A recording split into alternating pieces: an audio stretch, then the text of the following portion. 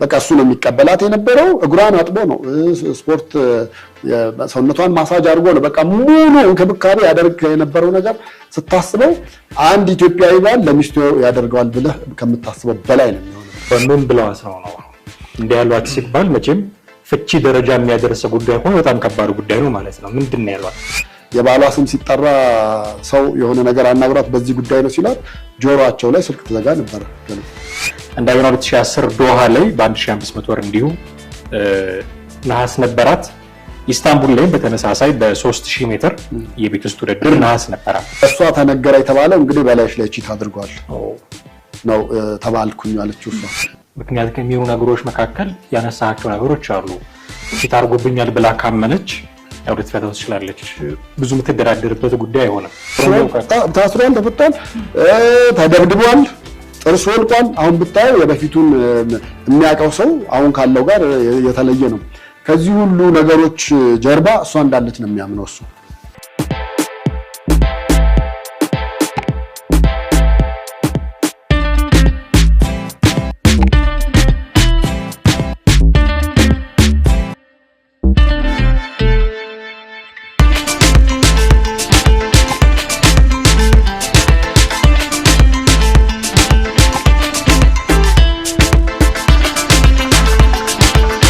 ሰላም እንዴት አላችሁ? ውድ ቤተሰቦቻችን ዘኢትዮጵያ ቻናላችንን እየተከታተላችሁ ነው። ቴዎድሮስ ካሳና ማደገፋ በወቅታዊ ፕሮግራም ላይ ሊነሱ የሚገባቸውን ጉዳዮች እያነሳሳን ቆይታ ለማድረግ እናንተ ጋር ተገናኝተናል። እስከ ፕሮግራማችን ፍጻሜ ድረስ አብራችሁ ትቆዩ ዘንድ የአክብሮት ግብዣችን ነው። ከኛ ጋር ነው። ቴዲ እንዴት ነህ? ሰላም እንዴት ናማ? ሰላም ነው፣ ሁሉ ሰላም አለን። ከሰሞኑ አስተውለህ ይሆን አላውቅም፣ ብዙ ፕሮግራሞች ፖድካስት ልትላቸው ትችላለህ፣ ኢንተርቪዎችም ሊሆኑ ይችላሉ። ታዋቂ ሰዎቻችን እንደዚህ ስለ ትዳር ሲጠየቁ ብዙዎቹ ትዳር የፈቱ ናቸው። ምን አይነት እርግማን የመጣብን በሚያስብል ደረጃ። አሁን በእርግጥ የምናነሳው ጉዳይ የተፈታ ትዳር አልመሰለኝም፣ ግን ዋዜማው ላይ ያለ ፕሮሰስ ላይ ነው። ዋዜማው ላይ ያለ ይመስላል። የአትሌት ገለቴ ቡርቃን ጉዳይ ነው የምናነሳው። ከባለቤቷ ጋር ተያይዞ ወደ ሚዲያ ያወጣችው መረጃ አለ። ከንብረት ከቤት ከመኪና ጋር ተያይዞ እነሱን ጉዳዮች ከባለቤቷም ጋር ያሉትን ጉዳዮች እናነሳለን። ግን እንደው አትሌት ገለቴ ቡርቃ እንዲሆናለች ብሎ ከማለት ባለፈ ለሀገር አስተዋጽኦ ያደረገች አትሌት ስለሆነች እሱን እውቅና ለመስጠትም ያሳካቻቸውን አንዳንድ ውድድሮች ላይ ያመጣችውን ነጥብ እንደው ተናግሮ ለማለፍ ያክል ነው። በወርልድ ቻምፒየንሺፕ 2015 ቤጂንግ ላይ በ10000 ሜትር ብር አሳክታለች እና በቤት ውስጥ ውድድር ደግሞ ቫሌንሺያ ላይ በ2008 የ1500 ሜትር ወርቅ ነበራት። እንደገና 2010 ዶሃ ላይ በ1500 ወር እንዲሁ ነሐስ ነበራት። ኢስታንቡል ላይ በተመሳሳይ በ3000 ሜትር የቤት ውስጥ ውድድር ነሐስ ነበራት። ኦል አፍሪካን ጌምስ ላይ ተሳተፍ ነበረ። አልጀርስ ላይ በ1500 ሜትር ወርቅ አምጥታለች። ከዛ ያለፈ ደግሞ ብራዛቪል ላይ በ10000 ሜትር ነሐስ አምጥታለች። በአፍሪካን ቻምፒየንሺፕ አዲስ አበባ ላይ በተደረገ ውድድር በ1500 ሜትር ወርቅ አምጥታለች። ናይሮቢ ላይ ደግሞ በ1500 ሜትር በአፍሪካን ቻምፒየንሺፕ ብር ያስገኘች አትሌት ነች። የተለያየ ሀገር ላይ ተወዳድራ የተለያዩ አይነት ውጤቶች ያመጣች ትልቅ አትሌት ነች። አትሌት ገለቴ ቡርቃ የተወለደችው ኮፈሌ የሚባል አካባቢ ነው፣ ኦሮሚያ ክልል ውስጥ። ገለቴ ቡርቃ ባቲ ትሰኛለች። ገለቴ ቡርቃ እንዲህ የሚወራላት በተለያዩ የውድድር መድረኮች ላይ ትልልቅ ውጤቶችን ያስመዘገበች፣ ለሀገርም በግሏም ደግሞ ትልልቅ የሚባሉ ውጤቶችን ያስመዘገበች ነች። እንደውም አንድ ሰሞን ከአትሌት ቀነኒሳ በቀለ ጋር ተያይዞ ስሟ በስፋት ይነሳ ነበር። አይዞሽ ገለቴ ብሎ ሲያበረታታት ያው ቅንነቱን ነው የምትረዳው። በመካከላቸው የነበረው መተሳሰብ እንደዛ ሲያደርግ ኢንተርቪው ላይ እየሰጠ ነው። አይዞሽ ገለቴ ምን ይደረጋል፣ በእንግሊዘኛ ቋንቋ እየሰጠ ነበር ኢንተርቪው። አይ ቲንክ ፌል አድርጋ ውድድር አቋርጣ ስትወጣ እሷ አሸንፎ ነበር። አይዞሽ ገለቴ እንግዲህ ምናምን ብሎ በጣም ብዙ ሰው እንደውም በቅርቡ ተጠይቆ ስለሱም ሲያብራራ ነበር። እና በዚህ በደንብ እናውቃታለን። ለአፋችን አዲስ አይደለም ስሟ። በውጤትም ያነሳናቸውን አይነት ውጤቶች ያስመዘገበች ነች። አሁን ግን ስሟ ፌል ካደረገ ጉዳይ ጋር ተያይዞ ተነሳ። ራሷ ነች ወደ ሚዲያ ያመጣችው ጉዳዩን። ከባለቤቷ ጋር ያለውን ጉዳይ በማየት ብንጀምር ደስ ይለኛል። የተናገረቻቸው ነገሮች አሉ። በመሀል ንብረት ጉዳዮች ያነሳቻቸው ምንድነው? ግን ያላት ግንኙነት የሚታወቅ ነገር አለ ከባለቤቷ ጋር? ባለቤቷ ታዴን የሚባለው እኔ ይሄን ነገር በእነሱ መሀል ያለውን የትዳር ጉዳይ ከሰማሁት ኦልሬዲ ከኮቪድ በፊት ነው 2011 2010 አካባቢ ነው ይሄን ነገር እሰማ የነበረው። ከባለቤቷ ጋር በቅርበትም እንገናኝ ነበረ። እኔ ለሷ ልዩ ፍቅር እንዳለው በጣም እንክብካቤ እንደሚያደርግ በፊትም ሰማ ነበር። በመሃላችን ሌላ ሚቹዋል ፍሬንድ ነበር ወይም የጋራ ጓደኛ ነበረን። እሱ ነበር በፊት የሚነግረኝ። ከዛ በኋላ ደግሞ ከታዲ ጋር የመገናኘት እድሉ ገጠመኝ። ከዛ በኋላ የበለጠ ስንቀራረብ ደግሞ በሚገርም ሁኔታ እሷ አትሌት አይደለም እንግዲህ አስበው፣ ግን በሚገርም ከሷ እያንዳንዱ ውጤቶች ጀርባ እሱ እንዳለ ብዙ ማሳያዎች አሉ። እንደ ባልም አይደለም። አሁን የሱ እንክብካቤ ስታየው በጣም የአባትና የልጅን ያክል ነገር ነው። ሙሉ ውክልና ያለው እሱ ጋር ነው። በነገራችን ላይ ይሄን ነገር ለአድማጮች ስናወራ እሷ ብዙ ነገር ስለተናገረች ሚዲያው ላይ የሷን ነገር ብዙ ልናወራው አንፈልግም፣ ግን በታዲ በኩል ያለውን ነገር በተወሰነ መንገድ ለተመልካቾች እንደው ለግንዛቤ ይረዳ ከሚል አንፃር ነውና ትሬኒንግ ሌሊት ስትሄድ አብሯት ነው የሚሄደው። እሱ ነው በመኪናው ይዟት የሚሄደው። ትሬኒንግ ስታረግ በየመሃሉ ራሱ ምግብ ቋጥሮ ራሱ የሰራው ምግብ ቋጥሮ ይሄን መብላት አለብሽ፣ አሁን ማረፍ አለብሽ እያለ በጣም ከፍተኛ እንክብካቤ ያደርግላት እንደነበረ እናውቃለን። ከዛ ባሻገር ደግሞ ውጭ ስትሄድም ሆነ ስትመጣ የሚሸኛትም የሚቀበላትም እሱ ነው። በእርግጥ እንደ አንድ ባል ተገቢ ነው፣ ምን የሚገርም ነገር አለ የሚል ሊኖር ይችላል።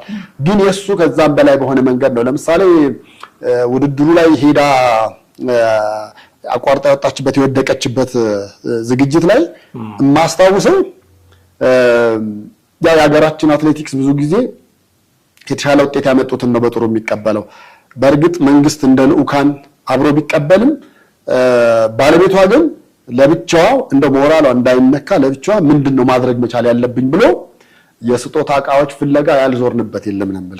አስታውሳለሁ ይሄንን በጣም ብዙ ቦታ ዞረናል። ፒያሳ አካባቢ ያሉ የልዩ ጌጣጌጥ በዋጋቸው እጅግ ውድ የሆኑ የተከበሩ ማዕድናት ላያቸው ላይ ያሉ በጣም ብዙ ፈልጎ በስተመጨረሻ ራሱ በቃ ይሄ ይሆናል ብሎ የሚለውን ይዞ ቦሌ ኤርፖርት ድረስ ሄደናል ነበር እና ሰጣት፣ አቅፎ ወደ ቤት ወሰዳት። በቃ እሷ መንግስት ካደረገው አቀባበል በላይ ባለቤቷ ያደረገላት እንደሆነ ፊት ለፊት ተናግራለች።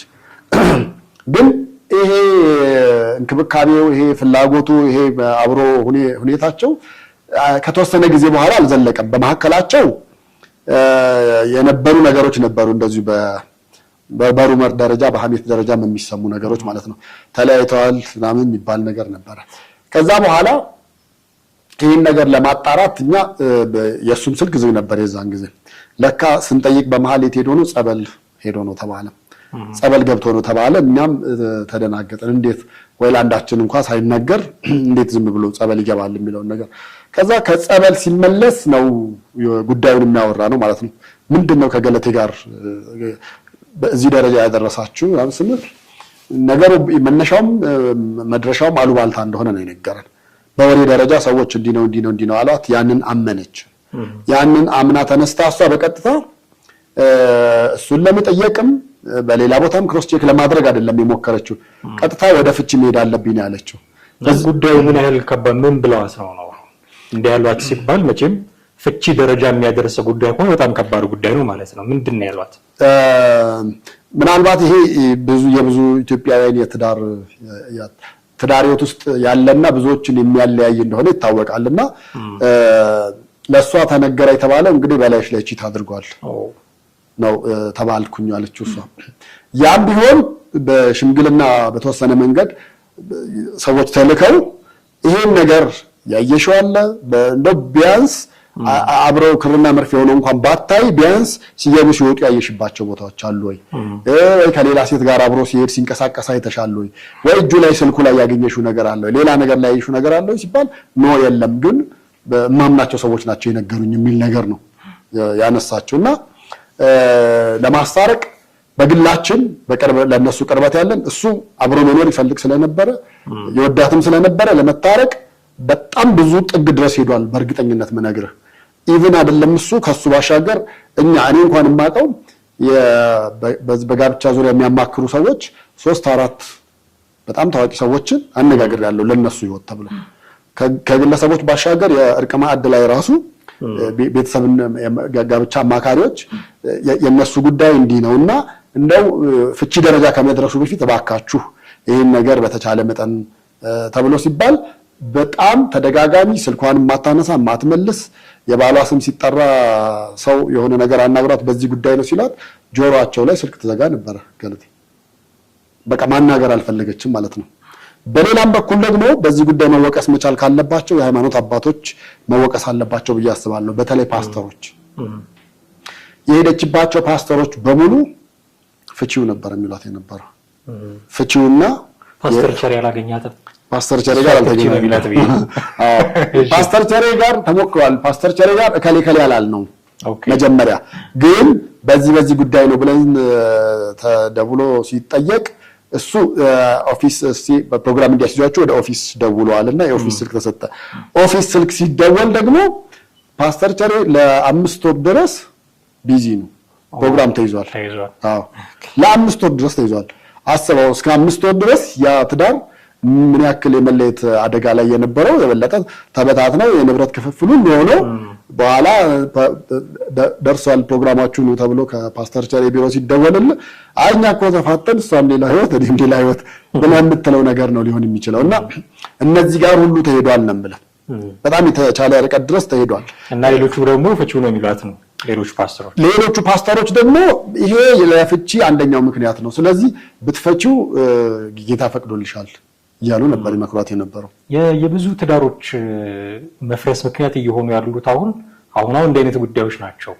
እንደውም ትልቁ ምስክራችን የሚሆነው የዶክተር ወዳጄንና የሶፊ ነው አይደል? በነዚህ ምክንያት ነው የፈረሰው ትዳራችን እንዴ ሰፊ ቃለ ምልልስ ሲሰጡ እናውቃለንና ገለቴ ጋር ደርሷል ነው። ገለቴ ጋር ደርሷል። በነገራችን ላይ እሱ ብቻ ሳይሆን አሁን ቢሾፕ ተብሏል። እንግዲህ ቢሾፕ መባሉ አግባብ ነው ብዬ አላሰብም። ፓስተር ዳዊት ቢሾፕ እንግዲህ ጵጵስና እንደዛ በዛ ልክ ለብሰህና ቀዝቃዛ ሆና ትኩስ እንጀራ እየበላህ እንደሆነ አላውቅም። ከሌላ አንፃር ስታየው ነው የምልህ። ግን በሱም ትዳራቸው የፈረሰ ደግሞ አንድ ሰሞን በጣም ብዙ ጽሑፍ ይዞ መጥቶ ይሄን ነገር አውጡልኝ። ያውም የትዳራቸው ቀን ነው እነዚህ ሰዎች ደግሞ ትዳር የፈረሰው። ለምን ያን ቀን ለዳኝነት እሱ መጥቶ ማነው አብሮን ስለነበረ ባለቤቴ ከኔ ጋር ከመሆኑ ይልቅ ከሱ ጋር መሆንን ከሱ ጋር ጊዜ ማሳለፍን ከሱ ጋር ጸልያለሁ ከሱ ጋር ቃለ ወንጌል ማራለሁ ከሱ ጋር ሌላ ነገር እያለች አብዛኛው ጊዜውን ከሱ ጋር የምታደርገው ሰው እኔ ምን አደርጋለሁ በቃ እኔ ባልልኝ ወይ ብሎ እስከ መፋታት ደረጃ ደረሰም አለ። ይሄ በውጭ አሜሪካን ሀገር ነበር ይሄ ነገር የሆነው እና ሰውየው ግለሰቡ በቃ ስሙኝ የዓለም አብያተ ክርስቲያናት ስሙን ብሎ ነው ጉዳዩን ያወጣው ነው እና ፓስተሮች ጋር በጣም ያለውት ሁሉም ላይ አይደለም ግን በጣም ጥቂቶቹ ላይ የታየው ነገር ስትመጣ ፍቺው ከዛ በኋላ አንቺ ለብቻሽ ሆነሽ ይጸልይልሻል ለብቻሽ ሆነሽ በነፃነት ጌታን ታመልኪያለሽ ብለው ከጋብቻ ውጪ የሆነና በመጽሐፍ ቅዱስ ያልተፈቀደ ነገር ነበር። ምናልባት እነዚሁ ፓስተሮች ይሆናሉ ገለቴ ጋርም የደረሱት ብዬ አስባለሁ። ምክንያቱም ሽምግልና ይመጣ ተባለና ከሱም ወገን ከሷም ወገን መጣ። በጣም በሚገርምህ በዛን ወቅት ከነበሩት ሽማግሌዎች ብዙዎቹ የታዘቡት ምንድነው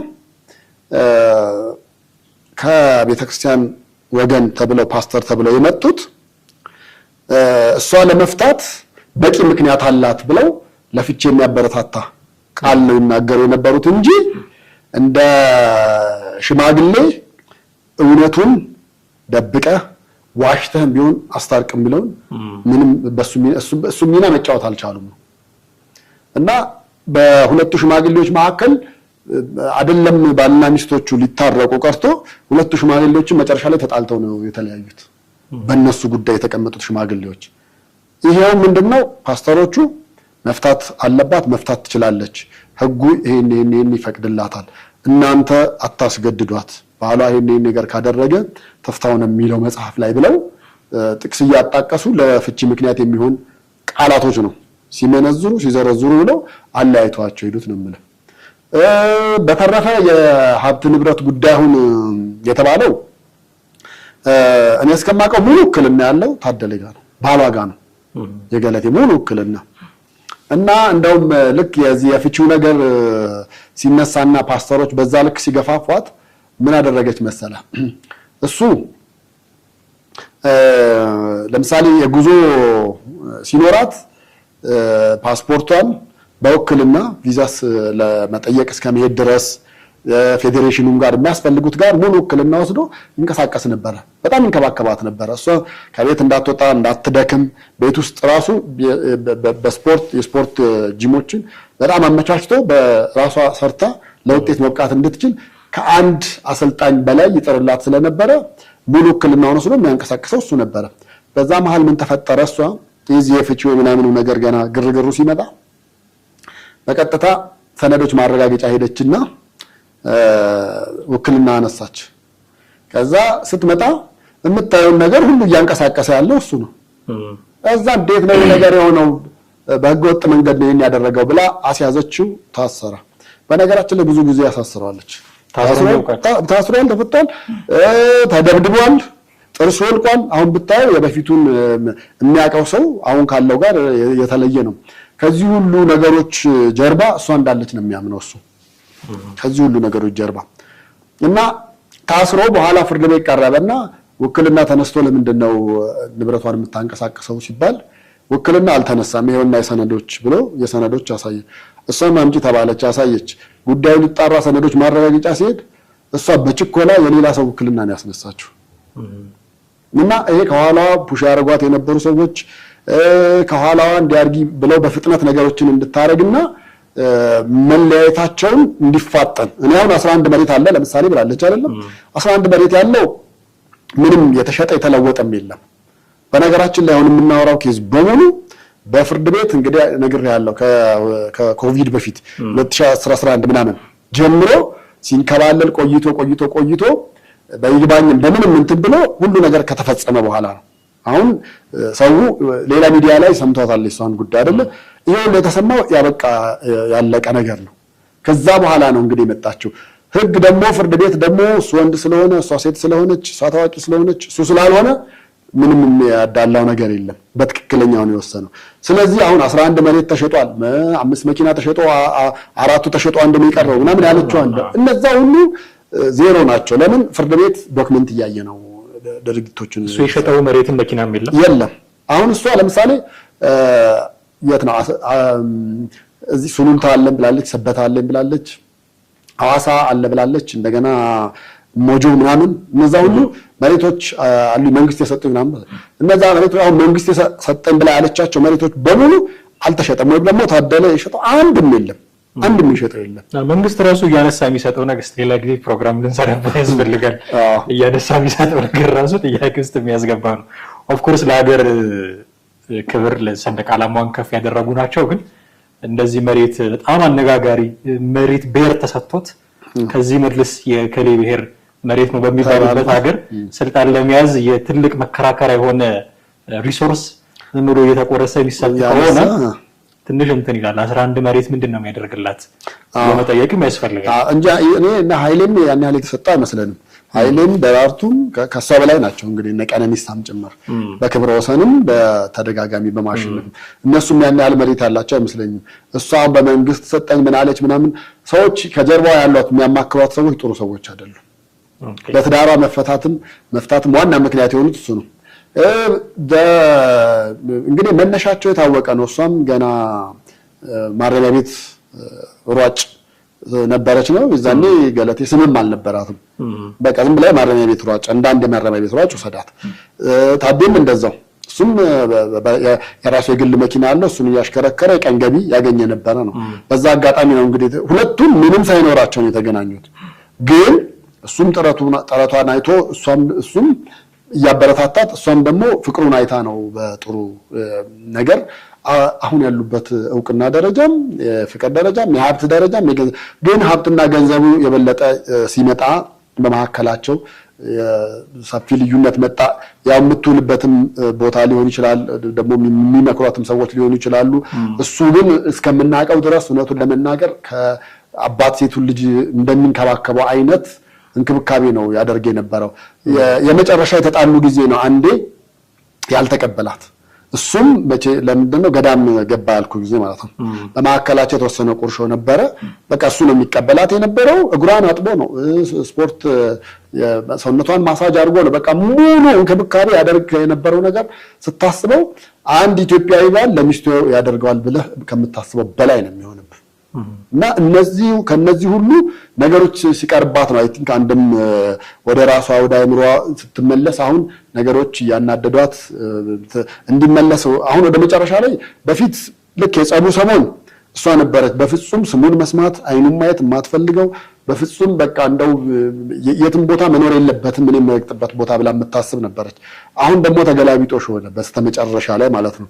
አሁን በስተመጨረሻ ላይ እኔ እንደውም ከሀብትና ከንብረቱ ከምናምኑ በላይ ከሱ ጋር አብሮ የመኖር ፍላጎት ኖሯት በጣም በጣም በጣም የሱን ያህል የሚይዛት የሚንከባከባት እንደ እንቁላል የሚንከባከባት ካለ ማግኘት ነው ብዬ አስባለሁ። እሱ የራሱን ህይወት እየኖረ ነው። 2 ልጆች ወልዷል። ስለዚህ ከዚህ ሌላ ትዳር መስርቷል።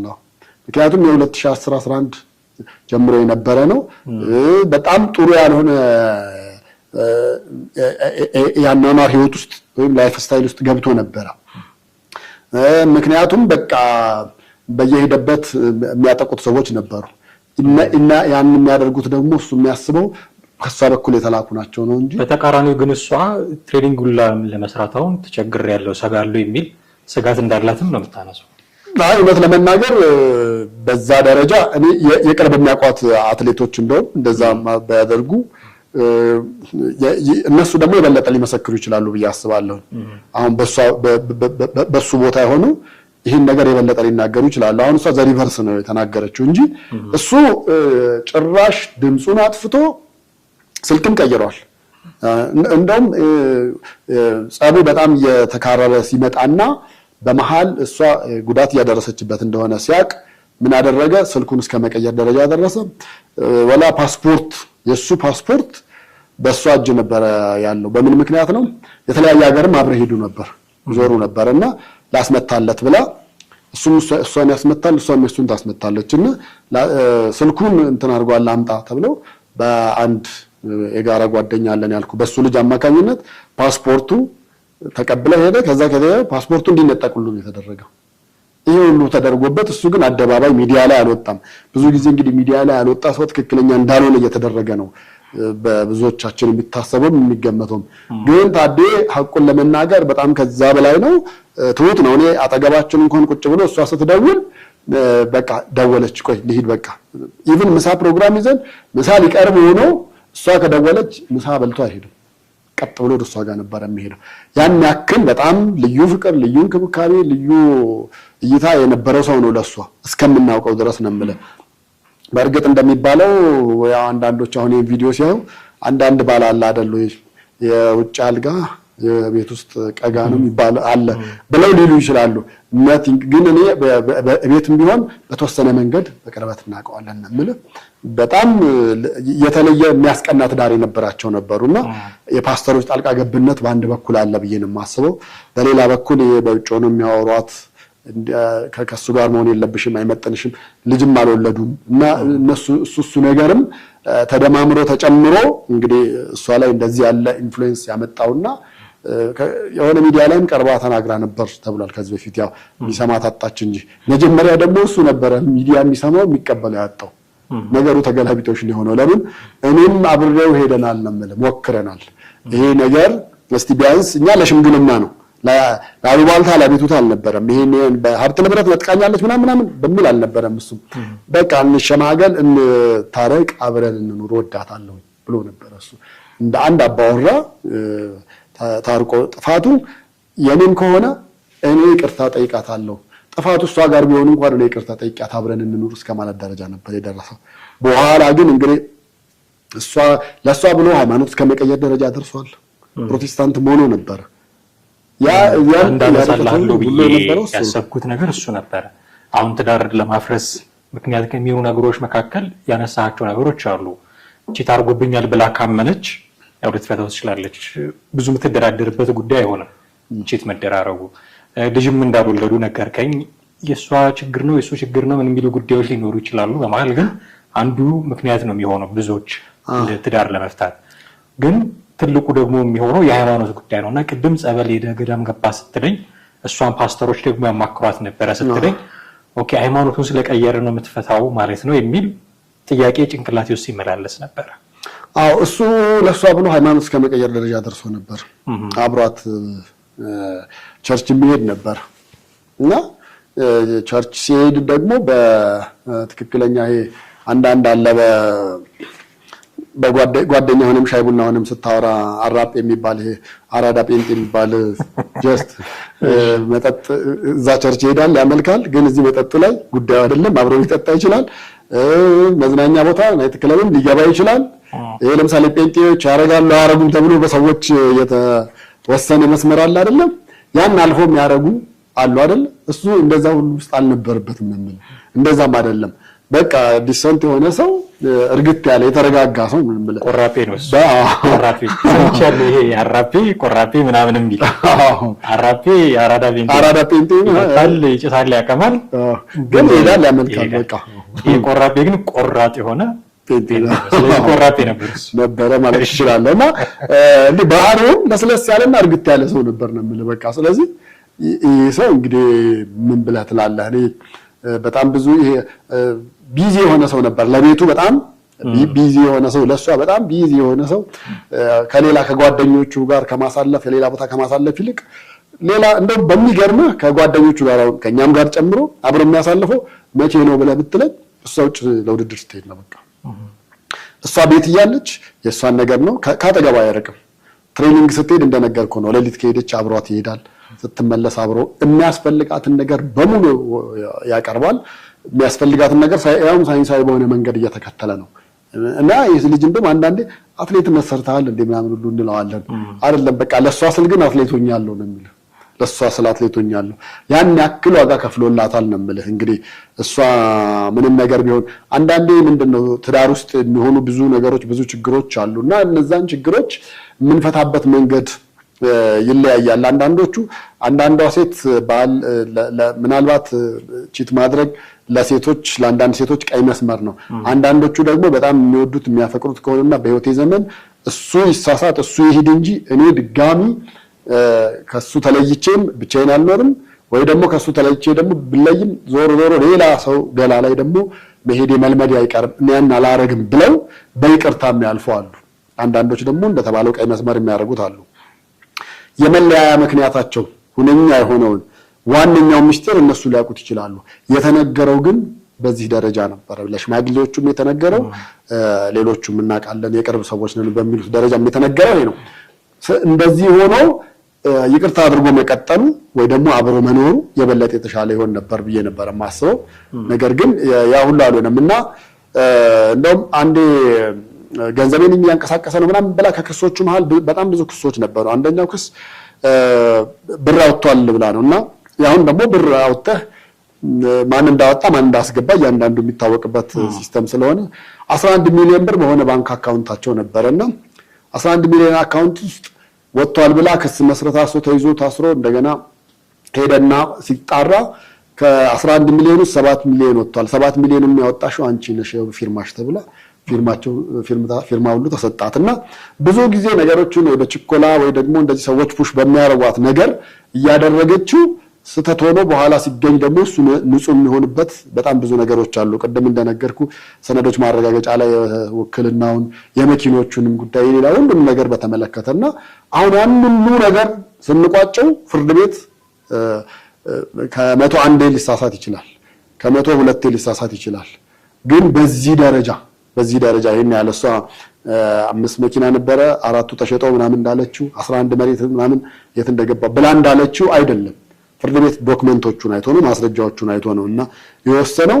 ያው እሱ ቢችል መጥቶ እንዲናገር እንጠይቃለን። እንደውም እሱ ፍላጎት የለውም ብዙ ጊዜ በቃ ለምን ሚዲያዎቹ ወደ ሰማችሁት ነው የምትሄዱት የሚል በጣም ብዙ ወቀሳ ነበረ። እንደውም በሱ የተነሳ ነው አሁን ዛሬ ከሆነ ከተሰማ ኢሹ ላይ ቀር እኔ የምማቀው ስለነበረ 2010 11 ጀምሮ አብሬ የነበርኩት ዶክመንት ብዙ ዶክመንት ነበረኝ። እነሱንም ኢቭን የፍቻቸው ኬዝ ላይ በነበረው ለመታረቅ ከነበራቸው ምን ከነበራቸው ከሄዱበትን ፕሮሰስ እነዛን ሁሉ ይዤ ነበረ። እኔ እንደውም የቤተሰብ ጋብቻ አማካሪዎች ምናምን ጋር የተንቀሳቀስኩት ነው የምልህ። በዛ ረገድ ይላል ግን አልተሳካምና ትናንትና እንደ አዲስ ስለተነሳ ነው እንትን የተባለው እንጂ እውነት ለመናገር ህዳር ላይ ይሁን ታህሳስ ላይ እንደዛ ነገር ያበቃና የተወሰነ ውሳኔ ነው አሁን ዛሬ እንደ አጀንዳ ሆኖ የተነሳው ነው። አሁን ንብረት ተከፋፈሉ ልጅ ይወለዱ አይደለም ፍቺው ተለያይተው የፍቺ ፕሮሰሱ ያለው ያበቃው። ፍርድ ቤትም እኮ እንደዛ ነው የሚያደርገው። ትፋታለህ የቀረህ ነገር አለ አንተ ከሷ የምትጠብቀው እሷ ከሱ የምትጠብቅ የምትፈልጊው ነገር አለ ቀረ የምትይው አለ እንደ ሹካ ማንኪያውን ትታችሁ ዋና ንብረት አስመዝግቡ ትባላለህ። እዛ ታስመዘግባለህ። ይሄ ይገባኛል ትላለህ። በንብረት አብሮ ማፍራት አብረው ነው ያፈሩት የሚለውን ያየነው ይመስለኛል። እሷ ከማረሚያ ቤት ጀምሮ ገና ገለቴ የሚለው ስም ሳይታወቅ ነው አብራት የነበረው። ስለዚህ በሀብት ደረጃም ተገቢ ነው ብዬ አስባለሁ። ሌላውን ደግሞ እንግዲህ ኦዲየንስ ተመልካቾች ይፈረዱ። የሱም ወገን ይብን ራሳቸው ሰዎችም ብንችል ባለቤቱንም ራሱን አምጥቶ እዚህ ማናገር ሙከራ እናደርጋለን ለተመልካቾቻችን ለማድረስ ነው። እናንተ ያያችሁበት መንገድ ደግሞ ሌላ አንግል ነው። የኔ ሳይድ በደንብ አልታየም የምትል ከሆነ የተከበረች አትሌት ገለቴ ቡርቃንም ቢሆን ለማስተናገድ ቢሮአችን ክፍት ነው። ሁለቱንም ጉዳይ ህዝብ እንዲያውቀው መቼም ህዝብ የሚያውቀው ፐብሊክ ፊገር ሆነክ ጉዳይ እንደዚህ አደባባይ ላይ ወጥቶም ስለሚያታወሩ ልትላት ተራራ ላይ ያለች መብራት ልትሸሸግ አይቻላትም። ሁሉ ነገር ግልጽ ነው። ከዛ አንፃር ነው ያወራነው። ግን የኔ ሳይድ ደግሞ እንዲሆኗል የሚል የትኛውም አይነት ወገን ቅራኔ ያለው ወገን ቢሮአችን ክፍት ነው። መጥቶ ሊያነጋግረን ይችላል። ግን አንተን በጣም ነው አመሰግነው። በርካታ መረጃዎች ሰጥተናል። የተነሱ ጉዳዮችንም ለማየት ሞክረናል። አዳዲስ ነገሮች ካሉ ወደ ሌላ ጊዜ እንመለስበታለን። በጣም ነው አመሰግነው ቴዲ። ውድ ቤተሰቦቻችን እናንተም ከኛ ጋር ነበራችሁ ቆይታ እጅግ አድርገን እናመሰግናለን። በሚቀጥለው ክፍለ ጊዜ ደግሞ ሌላ ርዕሰ ጉዳይ ይዘን ከእናንተ ጋር ቆይታ የምናደርግ ነው የሚሆነው። የዛሬውን እዚህ ላይ እናበቃለን። አብራችሁን ቆይታችሁ ስለተከታተላችሁን እጅግ አድርገን እናመሰግናችኋለን። ሀሳብ አስተያየቶች ይኖሯችኋል በተለመደው መንገድ በስልክ ቁጥራችን በመደወል እና ሀሳቦቻችሁን ደግሞ ከታች በመጻፍ ልታደርሱን ትችላላችሁ። በሚቀጥለው ፕሮግራም እናገኛችኋለን። ጤና ይስጥልን።